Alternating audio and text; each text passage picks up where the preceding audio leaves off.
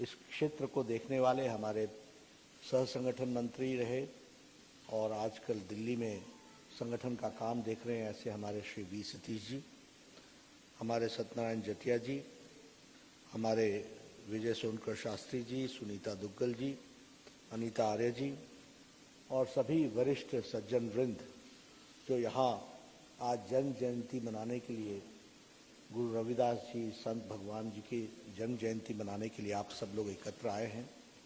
आप सबका अभिनंदन, आप सबका स्वागत। हम सब लोग आज के दिन जब महान संत जिसे हम गुरुदेव और भगवान रविदास जी के रूप में जानते हैं उनको मनाने के लिए यहाँ एकत्र हुए हैं, तो ये हम सबका फर्ज भी बनता है, हमारी जिम्मेवारी भी बनती है कि हम उनको याद करें, उनके जीवन से हम प्रेरणा लें और उनके जीवन को आत्मसात करते हुए समाज जीवन में अपना भी उपयोग उनके बताए रास्ते के अनुसार कर सकें। यही उनके प्रति, भगवान के प्रति और गुरुदेव के प्रति सच्ची श्रद्धांजलि भी होगी और यही समाज को आगे बढ़ाने का रास्ता भी होगा। और हम सब लोग राजनीतिक लोग हैं, इसलिए हमारी जिम्मेवारी बनती है कि हम इस कार्य को पूरी तीव्र गति से आगे बढ़ाएं। जहाँ तक हम संत रविदास जी की बात जानते हैं, उनको हम रईदास के नाम से भी जानते हैं, उसी तरीके से उनको हम सब लोग रैदास के नाम से, रहदास के नाम से भी हम उनको संबोधन करते रहे हैं।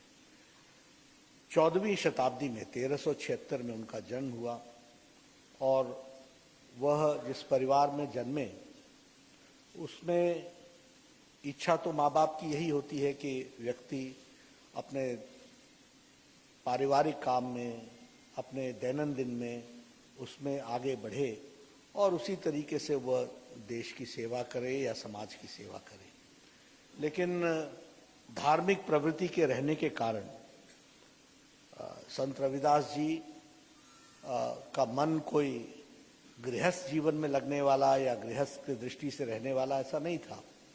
माता पिता ने, संतोखदास जी उनके पिताजी थे, कलशा देवी जी उनकी माता जी थी, दोनों ने उनको गृहस्थ जीवन में डालने का प्रयास तो किया और यह भी किया कि विवाह कर दिया। विवाह करने के पश्चात उनको अपने दृष्टि से, आर्थिक दृष्टि से खड़ा हों इसकी चिंता की, लेकिन वह एक परोपकारी समाज के प्रति संवेदनशील व्यक्तित्व था उनका और आध्यात्मिक प्रवृत्ति के थे।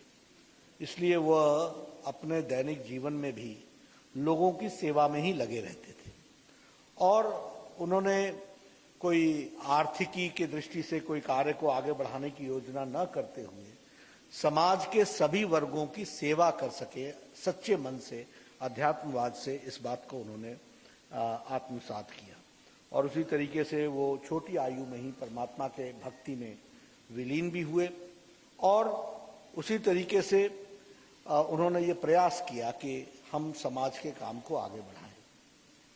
हम सब जानते हैं कि उनका प्रतिष्ठा बहुत कम समय में बहुत अधिक हुई, समाज के सभी वर्गों में उनका स्थान बना और समाज के सभी वर्गों में जब उनका स्थान बना और उनकी इज्जत बढ़ी तो उसी समय हम सबको ये भी मालूम है कि वह समय सिकंदर लोदी का समय था और सिकंदर लोदी जी के भी जब ध्यान में ये आया कि एक ऐसा संत जो समाज के सभी लोगों के बीच में बड़े इज्जत का भाव रखता है, तो उन्होंने इस बात का निवेदन भी किया और इच्छा भी जाहिर की कि आप इस्लाम के साथ अपने आप को समावेश कर लें और इस्लाम की दृष्टि से आप इस बात को आप प्रचार करें, प्रसार करें। लेकिन वह हिंदूवादी होने के नाते और अपने धर्म के प्रति आस्था रखने के नाते उन्होंने इस बात को इनकार किया और उन्होंने कहा समाज के सभी वर्गों की सेवा करना हमारा जिम्मा है, लेकिन जिस धर्म में मैं पैदा हुआ हूं उसमें ही रहना ये मेरी जिम्मेवारी है, उसको हम पूरा करेंगे, ये उन्होंने। और उसी तरीके से अगर हम देखें तो ये जो सदन पीर था, इस सदन पीर में भी इस बात का निवेदन रहा कि आप हमारे साथ और हमारे धर्म और संस्कृति के साथ जुड़ें, लेकिन उन्होंने उस बात को नकार दिया और नकारने के साथ साथ समाज की सेवा में, अध्यात्म काम में वो जुटे रहे और उसको उन्होंने आगे बढ़ाया। एक घटना सब लोग जानते ही हैं कि कर्म में उनका विश्वास था, इसलिए वह कोई कर्मकांडी नहीं थे और कर्मकांडी के प्रति आस्था भी नहीं थी। कभी किसी ने कहा कि गंगा स्नान करो तो उन्होंने कहा मन चंगा तो कठौती में गंगा। इसलिए मन चंगा होना चाहिए, काम जुटना चाहिए, अच्छे भाव से सद्भाव से काम करना चाहिए। धर्मांतरण के विरुद्ध में तो थे ही, लेकिन साथ ही साथ वह जिस तरीके से उस समय के समकालीन में नशा का काफी प्रयोग हो रहा था, उसके भी वो विरोधी थे और उन्होंने नशा के विरुद्ध में और भगवान की भक्ति में लीन होकर के समाज के सभी वर्गों को साथ लेकर के चलने का काम, इसको उन्होंने बखूबी पूरा किया है। समकालीन दृष्टि से देखें तो गुरु नानक देव जी के भी और कबीर जी के भी जितने भी लेखनी जो भी उन्होंने लिखा, फिर चाहे वो गुरु ग्रंथ साहब में या कबीर जी ने अपने दोहे में, उसमें संत रविदास जी का बहुत उसमें उपयोग हुआ और उनको बहुत जगह कोट किया गया। यानी इन बड़े महात्मा यानी गुरु नानक देव जी भी और हमारे कबीर जी, इन लोगों ने भी उनकी बताए हुए रास्ते को पूरा करने की दृष्टि से उनकी बातों को, उनके द्वारा लिखी हुई काव्यों को, उसको उन्होंने अपने में समावेश करने की कोशिश की। यह उनका जो एक सामाजिक दृष्टि से जो उनका एक स्थान था, उसका ये परिचायक है कि समकालीन लिटरेचर में भी, समकालीन जो लोगों ने लिखा, उन लोगों ने भी उनकी बातों को अपने साथ जोड़ने का प्रयास किया।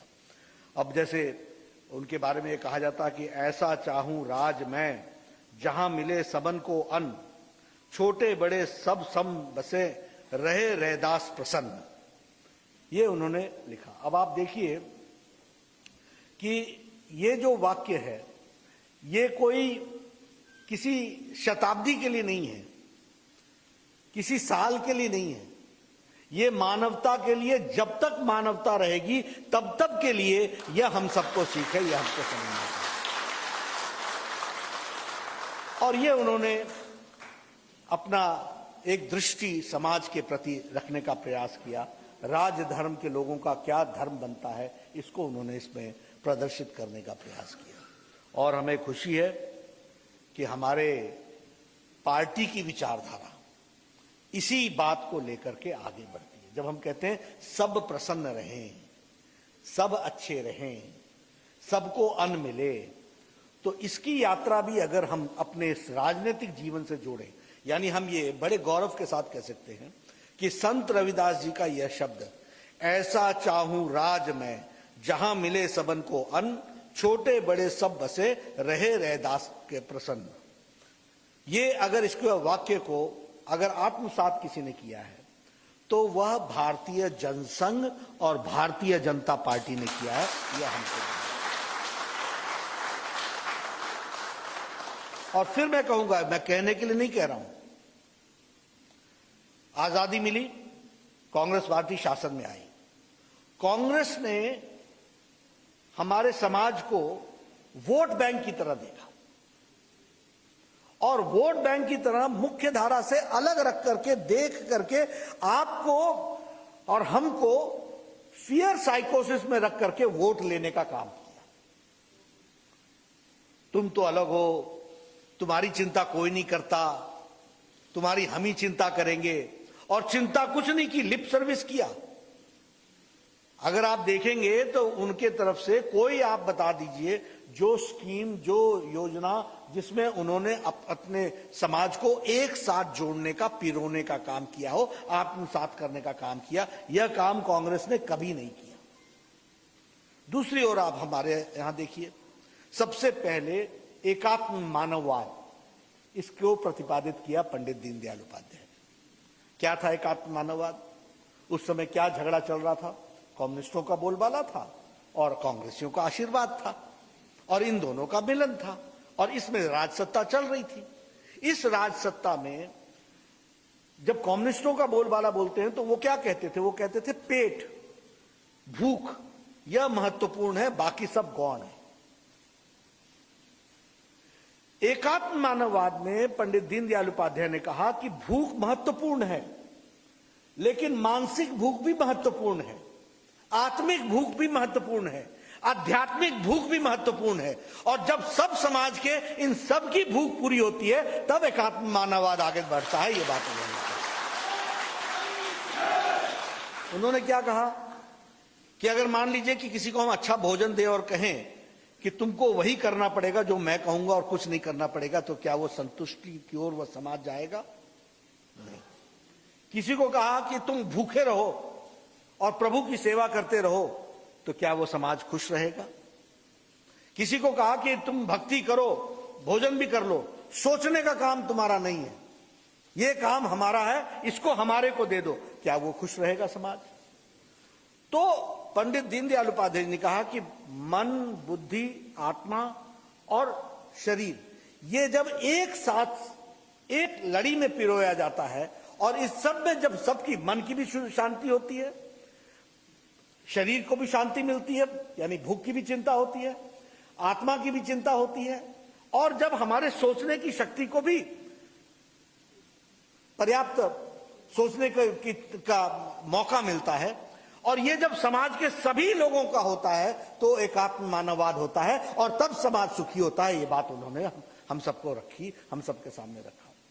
और इसी को पूरा करने के लिए फिर जब राज धर्म की ओर से हम देखते हैं तो हमको ध्यान में आता है कि एकात्म मानववाद को आत्मसात करते हुए उसको रूप देने का काम किया तो वह हमारी भारतीय जनता पार्टी और उस समय जनता पार्टी की सरकार में अंत्योदय के नाम से सबसे पहले शुरू हुआ। यह हमको ध्यान रखना है। अंत्योदय क्या हुआ? समाज के वर्ग में जो अंतिम पायदान पे खड़ा है उसकी सेवा करना, उसको मुख्य धारा में लाना, उसको ताकत प्रदान करना, उसको एम्पावर करना। इसलिए आप जनता पार्टी में जितनी भी हमारी भारतीय जनता पार्टी या भारतीय जनसंघ के नेतृत्व में चलने वाली सरकारें थी, फिर चाहे वो भैरव सिंह शेखावत की सरकार थी प्रदेश में, फिर चाहे वो शांता कुमार की सरकार थी, फिर चाहे वो मध्य प्रदेश में उस समय वीरेंद्र कुमार सकलेचा की सरकार थी, फिर चाहे वो हमारी अन्य सरकारें बिहार में उप मुख्यमंत्री कैलाशपति मिश्रा के नेतृत्व में चलने वाली सरकार थी, इन सभी सरकारों ने अंत्योदय को अपने प्रमुख स्थान पर लाने का प्रयास किया। और बाद में फिर जब अटल जी की सरकार आई तो अंत्योदय अन्न योजना से लेकर के अन्य योजनाओं में पूरे का पूरा अंत्योदय का ध्यान दिया गया और उसको मुख्य धारा में लाने का काम हमारी सरकारों ने किया। प्रधानमंत्री मोदी जी ने इसको नए तरीके से और नए डेफिनेशन में और सर्वव्यापी सबके समझ में आए इस दृष्टि से उन्होंने इसको डिफाइन किया। वो क्या डिफाइन किया? सबका साथ, सबका विकास, सबका विश्वास, ये काम करता। अब आप देखिए इंटीग्रल ह्यूमनिज्म को पढ़िए, एकात्म मानववाद। तो एकात्म मानववाद में कहा जब समाज के सभी लोगों के मन, बुद्धि, आत्मा, शरीर सबकी शांति मिलेगी तब समाज ठीक होगा।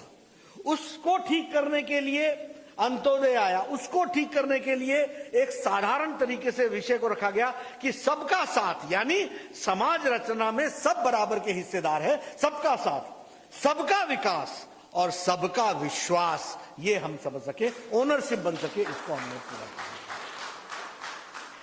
और आज अगर हम देखें तो प्रधानमंत्री मोदी जी की जितनी भी स्कीमें हैं उनको आप उठा करके देख लीजिए, वह अंतिम पायदान पे खड़े व्यक्ति को मजबूती प्रदान कर रहा है। वो जो वंचित है, पीड़ित है, शोषित है, दलित है, उसको मुख्य धारा में लाने का काम कर रहा है।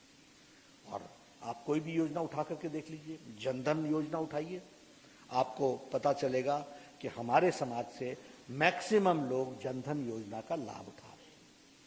अगर मैं प्रधानमंत्री के जीवन बीमा योजना की बात करूं, अगर मैं अटल पेंशन की बात करूं, आप देखेंगे कि ज्यादा से ज्यादा लोग अपने समाज से जुड़े हुए हैं जो उसका लाभ उठा रहे हैं। आयुष्मान भारत, अब आयुष्मान भारत, मुझे सौभाग्य मिला, मैं स्वास्थ्य मंत्री था, आदरणीय प्रधानमंत्री जी ने आशीर्वाद दिया और मुझे ये हिम्मत दी कि भाई इस कार्यक्रम को लागू करो। दुनिया का सबसे बड़ा हेल्थ कवरेज प्रोग्राम है। 55 करोड़ लोग, 10 करोड़ 74 लाख परिवार, 5 लाख रुपए का हेल्थ कवर, और आज लगभग 1.5 करोड़ लोगों ने इसका लाभ उठा लिया है। 20,000 करोड़ रुपए इसमें खर्च हो चुके हैं और वह हमारे साधारण आदमियों के लिए लगे। इसको भी आप देखेंगे तो इसमें अपने समाज से जुड़े हुए लोगों ने मैक्सिमम उनको बेनिफिट मिला है, मैक्सिमम बेनिफिट। प्रधानमंत्री आवास योजना, आप आंकड़े उठा करके देख लीजिए। प्रधानमंत्री आवास योजना में हमारे समाज से जुड़े हुए लोगों ने सबसे ज्यादा उसका लाभ मिला है। और यह सच्चाई भी है कि वंचित भी वही थे, और यही एकात्म मानववाद का प्रिंसिपल था, यही अंत्योदय का प्रिंसिपल था कि सबका साथ लेना है, सबका विकास करना है, जो पिछड़ गए हैं उनको मुख्य धारा में लाना है, उसके लिए हम काम कर रहे हैं। तो वो भी हम लोगों ने किया और मोदी जी के नेतृत्व में वो भी पूरा हुआ। अभी वो पोस्ट मैट्रिक स्कॉलरशिप की बात आई, सब लोगों के ध्यान से निकल गया था। प्रधानमंत्री मोदी जी ने विशेष करके सोच करके इसको आगे बढ़ाने का प्रयास किया। आज हम गौरव के साथ कह सकते हैं कि पोस्ट मैट्रिकुलेशन सबसे ज्यादा स्कॉलरशिप अपने समाज को मिले, इसकी चिंता की गई है। इसको हम लोगों ने आगे बढ़ाया, इसको हम लोगों ने उसमें रखने की कोशिश की। खबरां नाल जुड़े रहो दिन रात, सिर्फ पंजाब वायर न्यूज़ दे नाल।